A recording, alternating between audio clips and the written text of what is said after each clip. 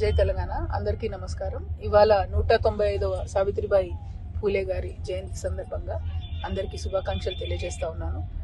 దాదాపు 195 ఏండ్ల క్రింద పుట్టినటువంటి ఆమె తనకు 17 సంవత్సరాలు వచ్చేటప్పటికి ప్రత్యేకించి బాలికల కోసం ఒక పాఠశాలను స్థాపించి మరి తన భర్త పూలే గారి సహాయంతో ఆమె ముందు చదువుకొని తర్వాత ఆడబిడ్డలను చదివించాలనేటటువంటి ఒక అకుంఠిత దీక్షతో పనిచేసినటువంటి వ్యక్తి. చాలా అవమానాలు ఎదుర్కొని కూడా ఇవాళ భారతదేశంలో ఇంత కోట్లాది మంది ఆడబిడ్డలు చదువుకుంటున్నారంటే ఆనాడు తను చేసినటువంటి త్యాగం, తను చేసినటువంటి పోరాటం, దాని ఫలితమే ఇన్ని కోట్ల మంది ఆడబిడ్డలు చదువుకుంటా ఉన్నారు.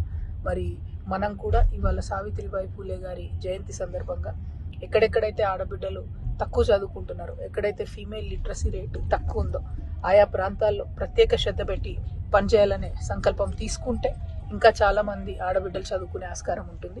నేను జాగృతి జనం బాటలో భాగంగా గద్వాల్ జిల్లాలో, నాగర్ కర్నూలు జిల్లాలో అత్యంత లోయెస్ట్ ఫీమేల్ లిటరసీ రేట్ని నేను చూడడం జరిగింది. సో నేను తప్పకుండా అక్కడి ప్రాంతాలలో లిటరసీ రేట్ని పెంచడానికి, ఫీమేల్ లిటరసీ రేట్ని పెంచడానికి నా వంతుగా ప్రయత్నం చేస్తానని ఇవాళ సంకల్పం తీసుకుంటున్నాను. Thank you.